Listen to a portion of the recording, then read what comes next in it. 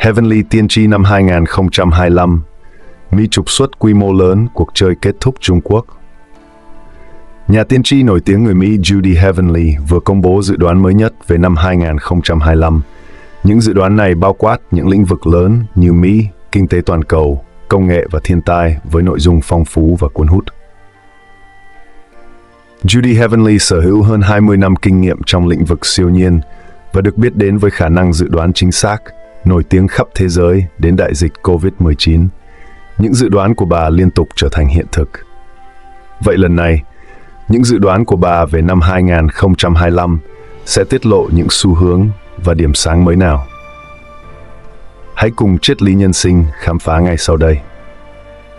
Triết lý nhân sinh mến chào quý vị khán thính giả đang theo dõi chương trình trên kênh Triết lý nhân sinh. Các bạn đừng quên ấn like, đăng ký kênh của Triết lý nhân sinh để ủng hộ Triết lý nhân sinh và đội ngũ nhé. Ngay sau đây sẽ là nội dung chính của chương trình. Judy Heavenly sinh ra tại Nam Phi, hiện sống tại Los Angeles, nước Mỹ. Bà là một nhân vật xuất sắc với vai trò giáo viên, nhà chiêm tinh, nhà ngoại cảm và nhà văn. Từ năm 15 tuổi, bà đã thể hiện trực giác nhạy bén và khả năng ngoại cảm.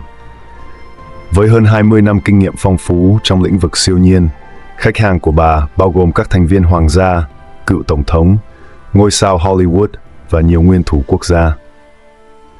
Những dự đoán chính xác của bà đã được đăng tải trên nhiều ấn phẩm và báo chí danh tiếng toàn cầu, nhận được sự ca ngợi rộng rãi và được xem là một trong những nhà tiên tri có ảnh hưởng nhất hiện nay. Thành tựu xuất sắc của bà cũng đã được ghi vào cuốn sách 100 nhà tâm lý học và chiêm tinh hàng đầu nước Mỹ. Judy nổi tiếng với việc nhiều lần dự đoán chính xác các sự kiện lớn làm rung chuyển thế giới, bao gồm sự tan rã của Liên Xô, vụ khủng bố ngày 11 tháng 9 năm 2001, sự qua đời của nữ hoàng Anh, xung đột Nga-Ukraine và sự bùng phát của đại dịch COVID-19. Bà cũng đã tiên đoán rằng Trump sẽ giành chiến thắng trong cuộc bầu cử Tổng thống Mỹ năm 2024. Đảng Cộng hòa sẽ tái kiểm soát Thượng viện cũng như một âm mưu ám sát Trump không thành. Ngoài ra, bà còn dự đoán chính xác Lại Thanh Đức trở thành Tổng thống Đài Loan, Macron tái đắc cử Tổng thống Pháp, Ferdinand Marcos Jr. trở thành Tổng thống Philippines và Yoon Suk Yeol trở thành lãnh đạo Hàn Quốc. Bà cũng tiên đoán trước các sự kiện quốc tế như Quốc hội Mỹ thông qua đạo luật cơ sở hạ tầng và việc Mỹ tái gia nhập thỏa thuận khí hậu Paris. Hôm nay, Triết lý nhân sinh sẽ mang đến cho các bạn những dự đoán mới nhất của Judy Heavenly về năm 2025 liên quan đến Mỹ, kinh tế toàn cầu, công nghệ và thiên tai. Dự đoán về tương lai của nước Mỹ. Mỹ sẽ một lần nữa chiếm vị trí quan trọng trên thế giới, giành được sự tôn trọng của Trung Quốc, Nga và Triều Tiên, tiếp tục duy trì vị thế siêu cường số 1 mà các quốc gia khác ngưỡng mộ. Một kỷ nguyên vàng mới, đầy hy vọng và hứa hẹn sẽ mở ra và dẫn dắt nền kinh tế toàn cầu trong những năm tới, mang lại phúc lợi cho người dân Mỹ cũng như các quốc gia khác trên thế giới. Những thách thức như chiến tranh, biến đổi địa chính trị và môi trường, cùng sự bất ổn xã hội mà nhiều quốc gia đang đối mặt sẽ thúc đẩy sự chuyển đổi toàn cầu, đẩy mạnh sự tăng trưởng. Năm 2025, Tổng thống Trump sẽ nhận được sự trung thành và hợp tác cao hơn từ Đảng Cộng hòa tại Quốc hội. Nhiệm kỳ Tổng thống của Trump sẽ mang lại những tác động mang tính chuyển đổi. Ông sẽ cải cách chính phủ Mỹ, cắt giảm chi tiêu, tăng thuế nhập khẩu hàng hóa từ Trung Quốc và Mexico, đồng thời khuyến khích khai thác dầu mỏ nhiều hơn. Đảng Dân Chủ sẽ có trách nhiệm hợp tác với Đảng Cộng hòa để xây dựng các kế hoạch kinh tế khôi phục sự thịnh vượng của nước Mỹ. Trong 3 tháng đầu nhiệm kỳ, Trump sẽ đóng cửa biên giới Mỹ và bắt đầu trục xuất quy mô lớn người nhập cư. Một trong những dự luật đầu tiên của chính phủ Trump là tăng cường an ninh biên giới và chính sách nhập cư. Ông sẽ hạn chế nhập cư hợp pháp và ngăn chặn nhập cư bất hợp pháp vào Mỹ. Tuy nhiên, các sinh viên tốt nghiệp từ các trường đại học Mỹ sẽ đủ điều kiện nhận thẻ xanh, từ đó có quyền thường trú lâu dài.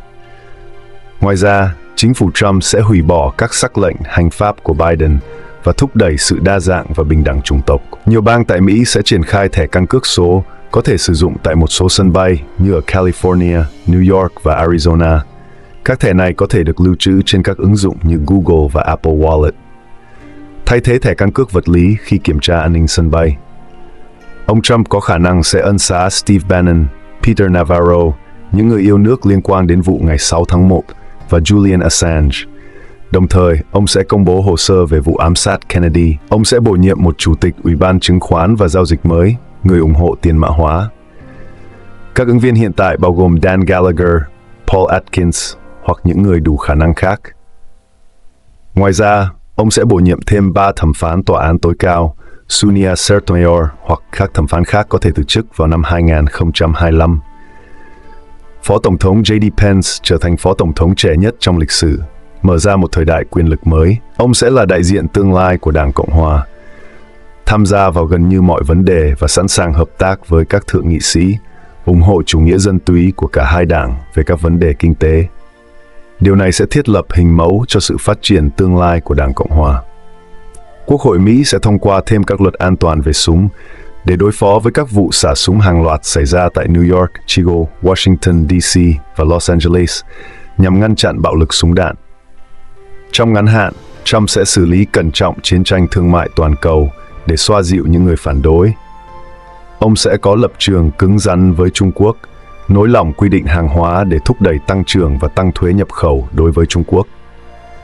Điều này sẽ thúc đẩy giá trị của đồng USD, góp phần cải thiện ngân sách chính phủ, đồng thời đảm bảo Mỹ tiếp tục giữ vững vị trí siêu cường xuất khẩu khí đốt và mở thêm các cơ sở xuất khẩu mới, khởi động lại việc khai thác dầu mỏ. Đến cuối năm 2025, Mỹ trở thành quốc gia sản xuất năng lượng lớn nhất thế giới, vượt qua mọi quốc gia khác về số lượng thùng dầu được sản xuất. Chỉ số S&P 500 sẽ đạt mức cao kỷ lục, đồng USD sẽ tiếp tục tăng giá, và Bitcoin có thể đạt mức giá giao dịch 100.000 USD vào năm 2025. Mỹ sẽ tái hỗ trợ năng lượng hạt nhân, khởi động lại các nhà máy điện hạt nhân đã đóng cửa và thực hiện các dự án như nhà máy Palisades ở Pennsylvania và Michigan. Mục tiêu này sẽ được thực hiện thông qua nỗ lực phối hợp giữa các cơ quan tiểu bang và liên bang. Về công nghệ, Trump sẽ đảm bảo Mỹ tiếp tục dẫn đầu thế giới trong các lĩnh vực như trí tuệ nhân tạo, chất bán dẫn, máy tính lượng tử, công nghệ sinh học và độc lập về năng lượng. Ông cũng sẽ thúc đẩy sự phát triển vào trí tuệ nhân tạo và máy tính lượng tử. Hai cơ sở mới của Intel tại Ohio sẽ trở thành một trong những trung tâm sản xuất chip lớn nhất thế giới. Về an sinh xã hội, Trump sẽ giảm lãi suất thẻ tín dụng, hủy bỏ một số quy định về môi trường của cựu Tổng thống Biden, đưa ra các chính sách lao động có lợi hơn cho chủ sử dụng lao động, giảm thu nhập và duy trì nhiều điều khoản trong luật thuế năm 2017. Ông cũng sẽ thúc đẩy cải cách an sinh xã hội thông qua Quốc hội, cắt giảm một số quyền lợi của công chức về hưu, bao gồm giảm lương hưu chính phủ. Điều này có thể gây bất mãn trong lực lượng lao động không? Nếu cải cách này không được thông qua vào đầu năm 2025, các quy trình liên quan sẽ được khởi động lại. Tuy nhiên, lãi suất thế chấp vào năm 2025 sẽ giảm, giúp người mua nhà lần đầu dễ dàng hơn trong việc sử dụng nhà ở. Về lĩnh vực y tế, Trump sẽ khôi phục một số đề xuất chính sách trong nhiệm kỳ đầu tiên của ông, bao gồm việc giảm phí bảo hiểm và bảo vệ bảo hiểm y tế, cũng như an sinh xã hội.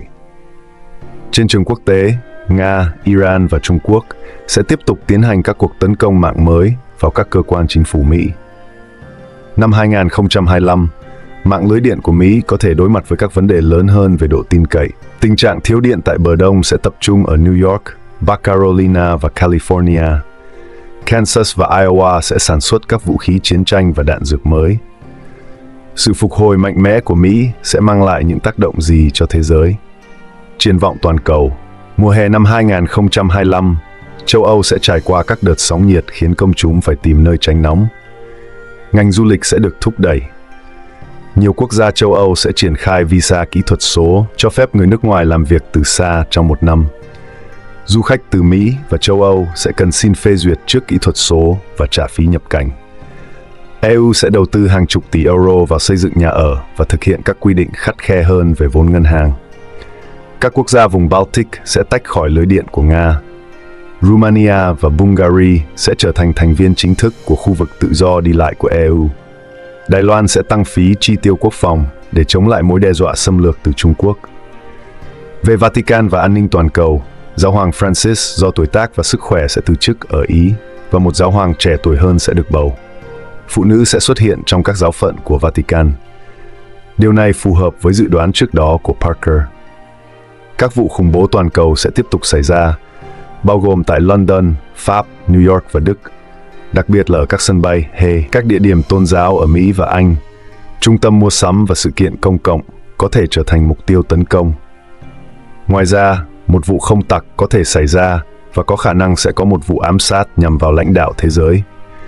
Dự đoán này phù hợp với tiên tri của Journey, người đã dự đoán Trump sẽ đối mặt với lần ám sát thứ 3.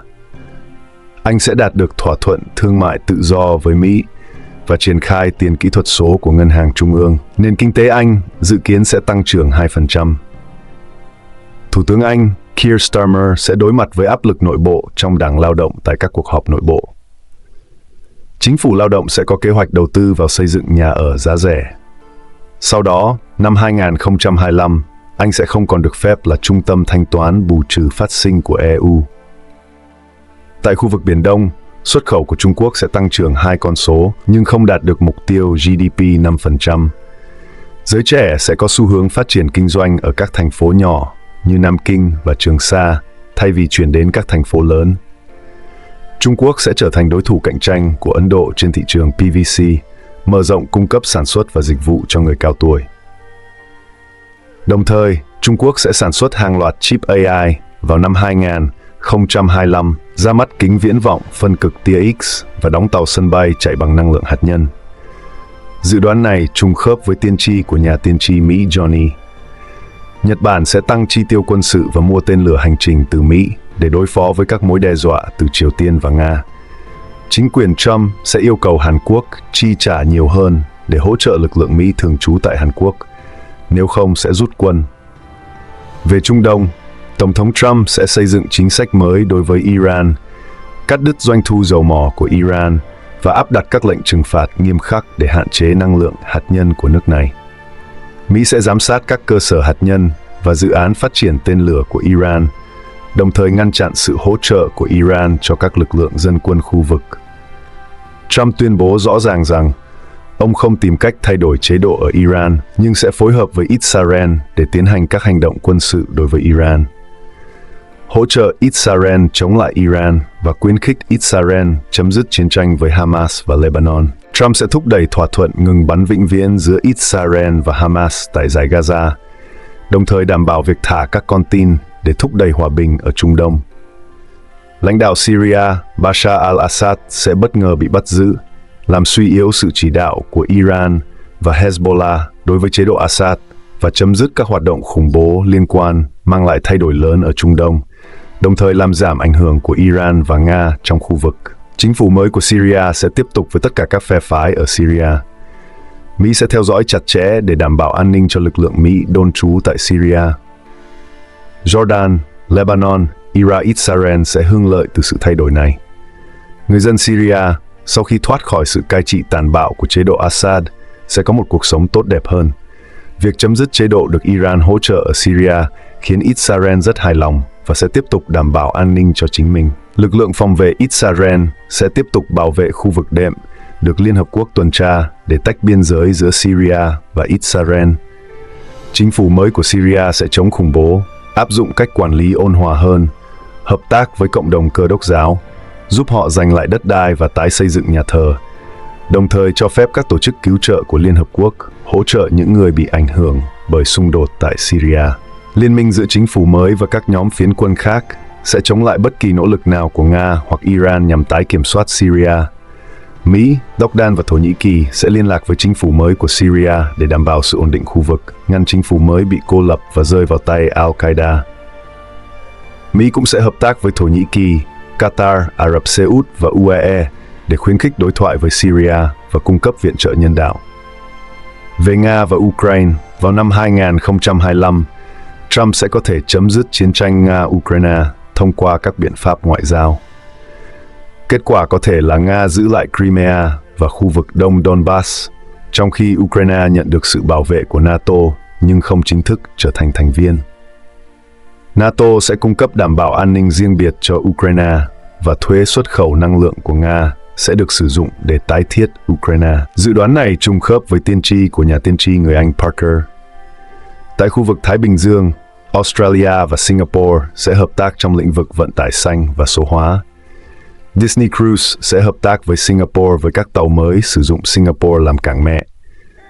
New Zealand sẽ thúc đẩy giảng dạy tiếng Maori và thông qua luật về thuốc lá điện tử để trở thành quốc gia không khói thuốc.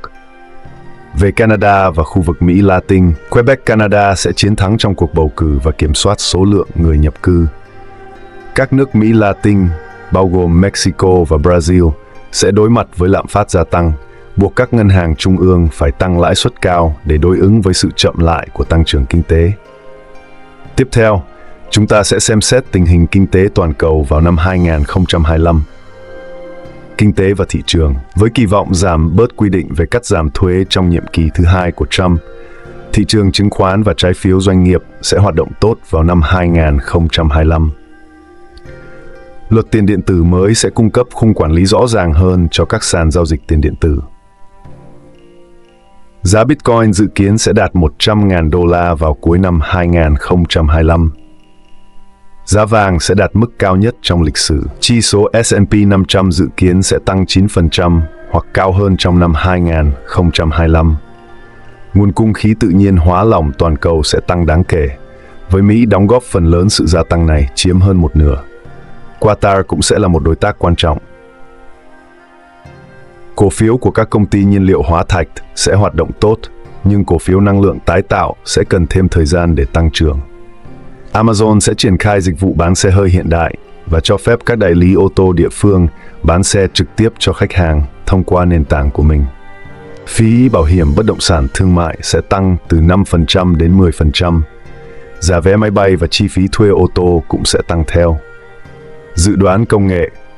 Các tàu mới sẽ được đưa vào quỹ đạo và bắt đầu vận hành các chuyến bay, đồng thời phóng các vệ tinh Starlink V2. Nhiều quốc gia, bao gồm Trung Quốc, sẽ phóng các loại tên lửa mới vào không gian. Elon Musk sẽ khám phá các phương pháp mới về thuộc địa hóa sao Hỏa và tìm kiếm các dạng sống trên hành tinh này. Musk có thể sẽ truyền cảm hứng cho mọi người thông qua những giấc mơ, mang lại hy vọng cho tương lai. Một loại máy bay quân sự đa năng mới, sử dụng công nghệ kỹ thuật số tiên tiến nhất, sẽ được tung ra thị trường. NASA dự định đưa người phụ nữ đầu tiên lên mặt trăng vào năm 2025. Cơ quan vũ trụ châu Âu sẽ phóng một hệ thống phát hiện tiểu hành tinh để cảnh báo trước các mối đe dọa va chạm với trái đất. Một dự án mới sẽ cung cấp Internet tốc độ cao cho Alaska thông qua các vệ tinh Internet chuyên dụng. Một loại máy bay phản lực siêu thanh sẽ được phát triển thành công, có thể bay từ New York đến London trong vòng vài giờ. Taxi bay sẽ trở thành hiện thực, thay thế taxi truyền thống và khởi động các chương trình đào tạo phi công và huấn luyện bay. Những chiếc taxi này được thiết kế với cánh giống như máy bay. Các hãng hàng không có thể sử dụng chúng để chở hành khách đi và đến sân bay trong các khu vực thành phố đông đúc. Nhu cầu đối với các điện thoại thông minh cao cấp sẽ tăng lên. Giá cả sẽ tăng 3% và chúng sẽ được trang bị các tính năng trí tuệ nhân tạo thích hợp. Đồng thời, chi phí công nghệ và viễn thông cũng sẽ tăng 3%. Một số bang ở Mỹ sẽ giới thiệu robot chó trong các sở cảnh sát và khả năng chống đạn và cứu mạng trong các tình huống đối đầu. Chúng có thể vào nhà và các tòa nhà khác, thậm chí leo lên cầu thang, được trang bị camera cao cấp và cảm biến để kiểm tra các cơ sở sản xuất và hoạt động hợp pháp từ xa. Amazon và Google sẽ ra mắt trợ lý giọng nói thông minh có thể trò chuyện lâu dài, áp dụng trên mọi điện thoại thông minh, bao gồm cả mô hình AI nâng cấp của Meta và trợ lý ngôn ngữ mới từ ChatGPT. LinkedIn cũng sẽ triển khai tính năng AI, cung cấp các dịch vụ hướng dẫn nghề nghiệp. Công ty ByteDance của Trung Quốc sẽ ra mắt chatbot dành cho người dùng trong nước, mang lại trải nghiệm trò chuyện AI vượt trội, đặc biệt là cho người dùng TikTok. Thực tế ảo sẽ phát triển thành một ngành công nghiệp trị giá 21 tỷ đô la trong vài năm tới. Điện thoại mới sẽ được ra mắt. Apple sẽ giới thiệu thiết bị đeo trên đầu tiên. Trí tuệ nhân tạo sẽ thay thế nhiều công việc, gây ảnh hưởng đến xã hội. Robot sẽ thay thế lao động con người trong các nhà máy. Tương lai, TikTok sẽ giống như một công cụ tìm kiếm để cạnh tranh với Google, có thể bổ sung tính năng nút Nearby. Những dự đoán của Judy Heavily về công nghệ rất phù hợp với dự báo AI về năm 2025. Tiếp theo, hãy xem có những sự kiện đáng kinh ngạc nào có thể xảy ra trong năm 2025. Dự báo thiên tai. Năm 2025 sẽ xuất hiện các kiểu thời tiết kỳ lạ, hiện tượng đảo ngược từ trường trái đất mới và sự liên kết của các hành tinh. Hoạt động mặt trời đạt đỉnh sẽ gây ra những cơn gió mặt trời lớn, dẫn đến gián đoạn hệ thống thông tin liên lạc. Ở một số quốc gia, Internet sẽ bị ảnh hưởng, thậm chí hoàn toàn tê liệt. New York, Boston, Houston, Los Angeles và Chicago sẽ bị mất điện. Mỹ, bang California, Canada và Úc sẽ chứng kiến các vụ cháy rừng ngày càng nghiêm trọng. Nhật Bản và vùng Caribe sẽ bị ảnh hưởng bởi lũ lụt. Đông Nam Á và Bắc Mỹ cũng sẽ xảy ra lũ lụt. Một số thành phố trên thế giới sẽ trải qua những đợt mưa lớn, đỉnh điểm và thủy triều cao. Các khu vực này bao gồm California, New Orleans, Bắc Carolina, Florida, Philippines, Indonesia và Ấn Độ. Mưa bão sẽ ảnh hưởng nghiêm trọng đến các khu vực New Orleans và Florida, trong khi Philippines sẽ chịu ảnh hưởng từ những cơn bão lớn. Los Angeles, Seattle, San Francisco, Mexico, Alaska, Tokyo và New Zealand có thể xảy ra các trận động đất mạnh từ 5,8 độ Richter trở lên. Người dân ở khu vực sa mạc có thể chứng kiến tàu vũ trụ và máy bay ngoài hành tinh, có thể là các sinh vật ngoài hành tinh từ các hành tinh khác đang quan sát chúng ta. Các thành phố ở Nam Phi cũng như Zambia, Zimbabwe, Malawi và Blantyre sẽ đối mặt với hạn hán và nạn đói. Chương trình Lương thực Thế giới sẽ kêu gọi sự hỗ trợ từ Ngân hàng Thế giới và các quốc gia khác để phân phát nước và nhu yếu phẩm cần thiết cho cư dân trong những khu vực này. Năm 2025 sẽ là một năm đầy thách thức và cơ hội. Nhân loại sẽ đối mặt với nhiều thử thách. Những dự đoán của Judy Heavily mang đến một góc nhìn về tương lai. Liệu bạn có tin vào những lời tiên tri này không? Nếu tin, hãy để lại một từ có trong phần bình luận, còn nếu không, hãy để lại từ không nhé. Dù bạn có tin hay không, những dự đoán của Judy Heavily nhìn chung mang lại hy vọng rằng nhân loại có thể bước vào một thời kỳ hoàng kim. Cảm ơn các bạn đã theo dõi. Đừng quên ấn đăng ký kênh ủng hộ Triết lý nhân sinh, nhấn like và chia sẻ nhé.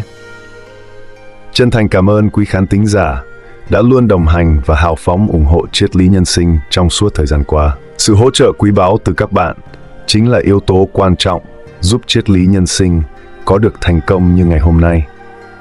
Nếu quý vị muốn tài trợ cho kênh Triết lý nhân sinh, xin vui lòng chuyển đến số tài khoản hiển thị trong phần mô tả của video. Sự ủng hộ của các bạn là nguồn động lực lớn lao, tiếp thêm sức mạnh để Triết lý nhân sinh và đội ngũ tiếp tục duy trì và phát triển kênh trong tương lai.